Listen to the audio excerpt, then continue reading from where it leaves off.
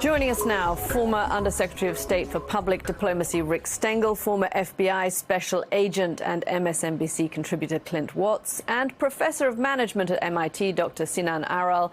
He is the author of the upcoming book, The Hype Machine, about how social media disrupts our world.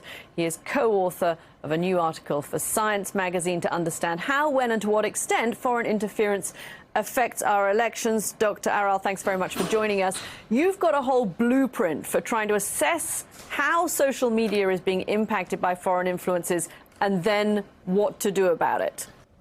Sinan, one of the things we were chatting about beforehand is that you've been monitoring this for a while, and this is something we saw from the State Department in 2014 over the Russian annexation of Crimea, that the messaging they were doing became a template for what they did in 2016. Can you talk about that a little bit? Yeah, so I describe in my book essentially that the misinformation campaign in Crimea had a two-pronged strategy. First, they were essentially suppressing pro-Crimean Ukrainian voices, bloggers, by essentially reporting them to Facebook and other platforms as being abuse or other things so that they would be banned.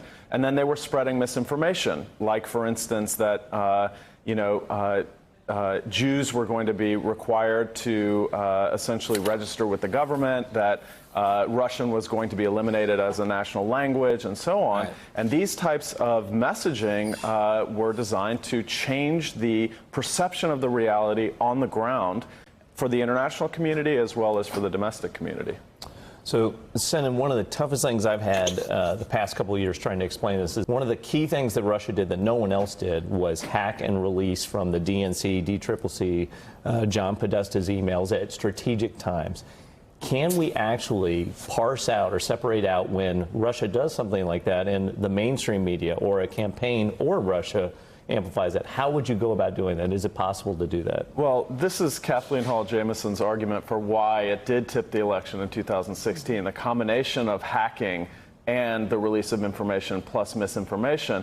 We know that they targeted voting systems in all 50 states, that they target campaigns, and we know that they organize protests through social media manipulation.